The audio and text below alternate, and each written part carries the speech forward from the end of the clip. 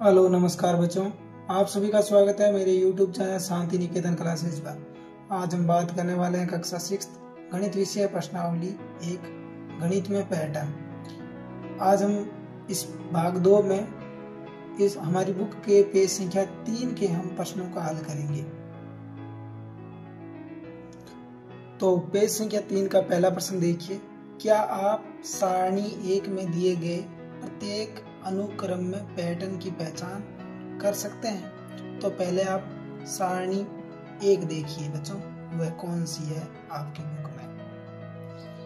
यह सारणी 1 है जहां पर कुछ संख्याएं दे रखी है और उनके पैटर्न को हमें सिर्फ पहचान करके उनको लिखना है। ठीक है, तो जैसे ये पहले 1 1 1 सभी 1 है, फिर 1 2 3 4 5 6 ये गणन संख्या है। गणन कह दो या गणन यानी गिनना किसी संख्या को, गिनने के लिए जो अंक काम लेते हैं वो गणन संख्या। विषम संख्या वे संख्याएं जिनमें 2 का भाग नहीं पूरा विभाजित होता है वो विषम संख्या है। सम संख्याएं क्या होती है बच्चों? वे संख्याएं जिसमें 2 का पूरा भाग जाता है वह सम संख्या है। अब ये देखिए त्रिभुजाकार संख्याएं क्या होती है, इनको थोड़ा समझे। जैसे ये आपकी गणन संख्या है बच्चों। गणन को अगर 1 को मैं जोड़ूंगा तो क्या आएगा? 1। इन दोनों को जोड़ूंगा तो कितना आएगा?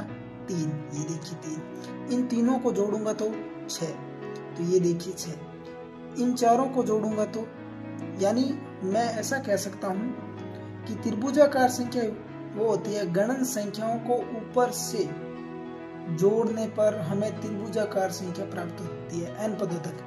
पहला पद जोड़ा तो 1, 2 पद जोड़े तो 3, 3 पद जोड़े तो 6, 4 पद जोड़े तो 10। ये देखिए 4 पद जोड़ने पर 10 चौथी। ये 5 पद जोड़ेंगे तो 15, ये 6 पद जोड़ेंगे तो 21, ये 7 पद जोड़ेंगे तो 28। यानी त्रिभुजाकार संख्या हमें गणन संख्याओं को ऊपर से n पदों तक जोड़ने पर हमें ये संख्या मिलती है। n यानी यहाँ पदों की संख्या है। अगर 1 चाहिए तो 1 तक जोड़िए, अगर आपको 6 वाली त्रिभुजाकार संख्या चाहिए तो आप 6 तक गणन संख्याओं को जोड़िए। ठीक है, ये आपकी त्रिभुजाकार संख्या है। वर्ग संख्या बच्चों, किसी संख्या को 2 बार गुणा करना वर्ग कहलाता है। जैसे बच्चों 1 गुणा 1 1 आएगा, 2 गुणा 2 4 आएगा। किसी संख्या को 2 बार गुणा करना 3 गुणा 3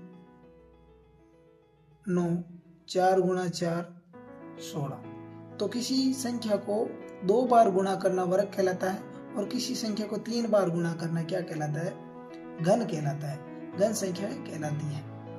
अब देखो बच्चों विरांक संख्या ये क्या होती है, समझे इनको। ये संख्याएं 1 को 1 के साथ जोड़ा या ये 1 से शुरू होती है। ठीक है, 1 में 1 जोड़ा तो 2 हो गए, फिर इन दोनों को जोड़ा तो कितने हो गए? 3। फिर इन 2 को जोड़ा तो कितने हो गए? 5। फिर इन 2 को जोड़ा तो कितने हो गए? 8। फिर इन दोनों को जोड़ा तो कितने हो गए? 13। फिर इन दोनों को जोड़ेंगे तो कितने हो जाएंगे? 21 हो जाएंगे। फिर इन दोनों को जोड़ेंगे तो कितने हो जाएंगे? आगे वाली संख्या मिल जाएगी। जैसे ये क्या हो जाएंगे? 3 और 1 4 और ये 3 यानी 34। अब आगे वाली संख्या इन दोनों को जोड़ने से हमें मिलेगी, यानी क्रमागत संख्याओं का योग कह सकते हैं। 1 में ये 1 से शुरू होगी, ठीक है। उसके बाद 2 की घाती यानी दुगनी संख्या, 1 का दुगना 2, 2 का दुगना 4, 4 का दुगना 8, 8 का दुगना 16, 16 का दुगना 32, 32 का दुगना 64। ठीक है, ये 2 गुनी है, ये 3 गुनी। 1 का 3 गुना 3, 3 का 3 गुना 9 और 9 का 3 गुना 27, 27 का 3 गुना 81 हो जाएगा, 81 का 3 गुना 243 हो जाएगा बच्चों। 243 का 3 गुना 729 हो जाएगा। ये 3 गुनी संख्या है। तो चलिए शुरू करते हैं प्रश्न संख्या 1। क्या आप सारणी 1 में दिए गए प्रत्येक अनुक्रम में पैटर्न की पहचान कर सकते हैं? तो ये आपकी सारणी 1 है जो अभी हमने देखी थी, ठीक है, बुक में। और प्रश्न में हमें सिर्फ पैटर्न की पहचान करनी है। तो हमें देखो ये पहला पैटर्न है 1 1 1 1, सभी एक।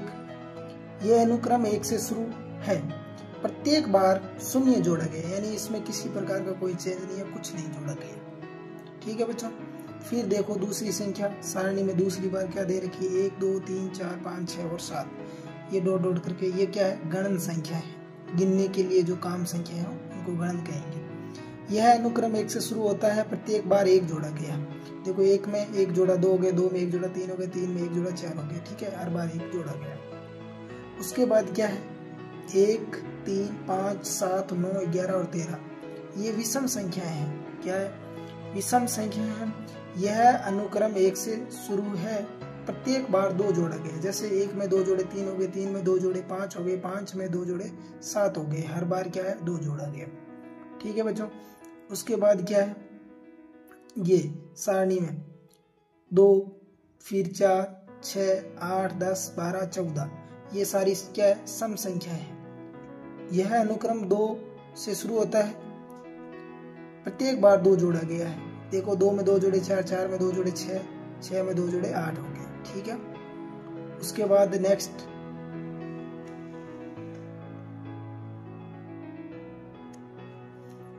1 3 6 10 और 15 21 28, ये त्रिभुजाकार संख्या है बच्चों। देखो त्रिभुजाकार संख्या को मैं एक कह सकता हूं कि अगर अपन गणन संख्याओं को ऊपर से जोड़ें तो हमें n पदों तक, यानी n पद, यहाँ पदों की संख्या बच्चों, जैसे n, अगर आपको 1 तक चाहिए तो आप 1 जोड़ दीजिए। जैसे ये देखो, आपको 2 तक चाहिए तो 1 और 2 टोटल कितने हो गए, 3। आपको 3 तक चाहिए जोड़ना है तो ये टोटल 6 हो जाएंगे, 1 2 3, ये मिला के 6 हो जाएंगे। अगर आपको 4 तक, देखो चौथे पद तक 4 पदों का योग है, यानी 1 2 3 और 4 को जोड़ने पर 10 आता है। 5 तक जोड़ दीजिए, आपको 15।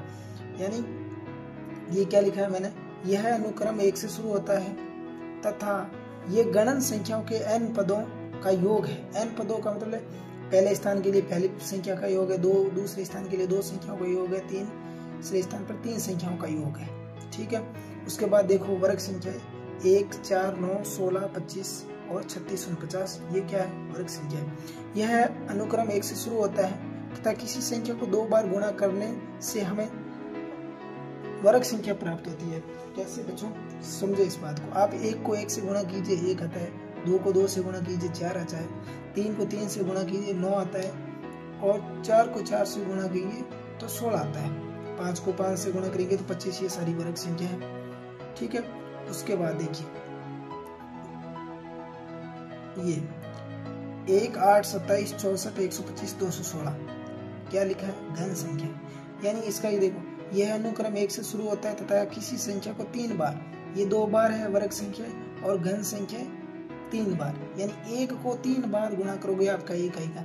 2 को 3 बार गुणा कीजिए, आपका 8 आएगा। 2 दूनी 4 और 4 दूनी 8। फिर 3 को 3 बार गुणा करेंगे, 3 3 9 और 9 3 27। ठीक है ना। तो ये देखो 4 को 3 बार गुणा करेंगे तो 4 चौक 16 और 16 चौके 64।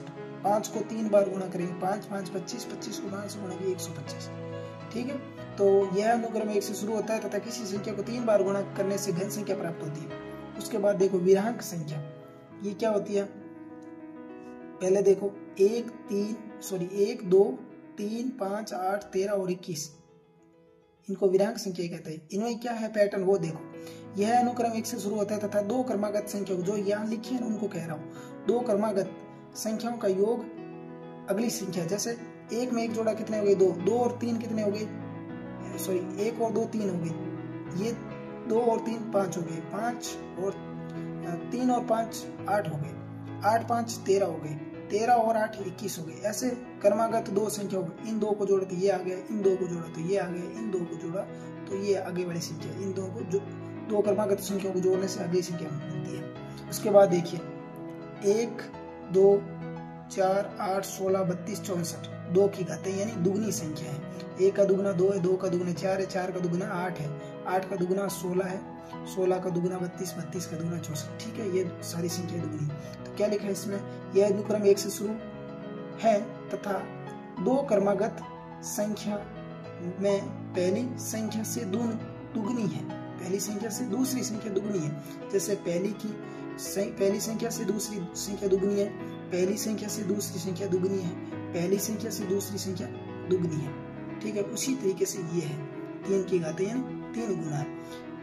एक को एक से दूसरी संख्या 3 गुना ज्यादा है, पहली संख्या से दूसरी संख्या 3 गुना ज्यादा है। इसको अगर पहली मानूं तो ये दूसरी संख्या 3 गुना है, इसे पहली मानूं तो ये दूसरी संख्या 3 गुना ज्यादा है। ठीक है, तो ये थी हमारी प्रश्न संख्या 1। चलिए शुरू करते हैं प्रश्न संख्या 2। पहला प्रश्न करने के बाद बच्चों दूसरा प्रश्न नोटबुक में। तो देखिए, सारणी 1 में दिए गए प्रत्येक अनुक्रम को अगली 3 संख्याओं सहित अपनी नोटबुक पर पुनः लिखिए। जो हमने प्रश्न संख्या 1 में लिखा उसको वापस लिखना है और प्रत्येक अनुक्रम के बाद उस अनुक्रम में संख्याओं को बनने वाले नियम को अपने शब्दों में लिखिए। तो ये जो मैटर है वो हमने पहले ही लिख लिया था कि ये 1 1 1 है। मैंने ये 3 संख्या वापस लिख दी है और ये जो नियम था वो मैंने अपने शब्दों में हमने प्रश्न संख्या 1 में लिखा था। ठीक है, उसी के अनुसार ये संख्या है गणन संख्या है, तो मैंने इसके आगे की 3 संख्या लिख दी है। ठीक है, और ये अपने शब्दों में मैंने इसे पहले से ही नोट कर रखा है। ठीक है, उसके अनुसार ये विषम संख्या है, तो इसके आगे वाली मैंने ये 3 संख्या नोट कर रखी है। ठीक है, और इसे मैंने अपने शब्दों में इसे लिख रखा है।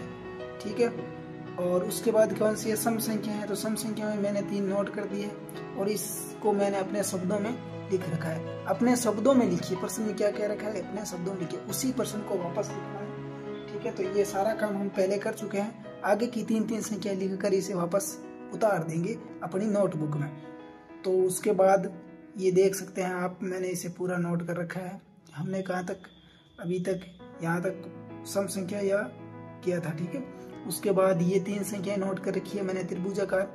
ठीक है, ये 1 स्थान का जोड़ है, ये 2 स्थान का जोड़ है, ये 3 तक की संख्या, ये 4 संख्याओं की जो योग है, ये 5 संख्याओं का।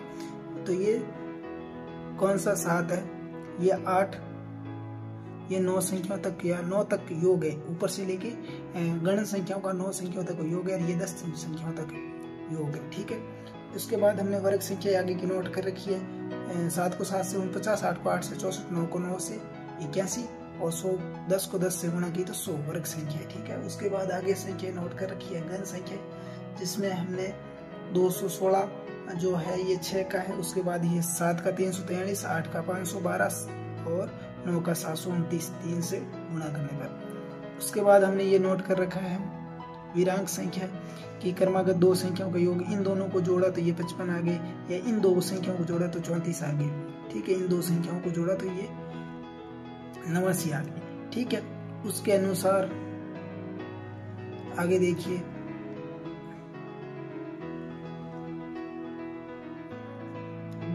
ये सारी 2 दुगनी संख्या है। 64 का दुगुना 128, 128 का दुगुना 256, 256 का डबल दुगुना 512। ठीक है, उसी के अनुसार ये 3 गुना संख्या, ये 1 का 3 गुना, ये 3 का 3 गुना, ये 9 का 3 गुना है, ये 27 का 3 गुना, 81 का 3 गुना है, ये 243 का 3 गुना है, ये 729 का 3 गुना है।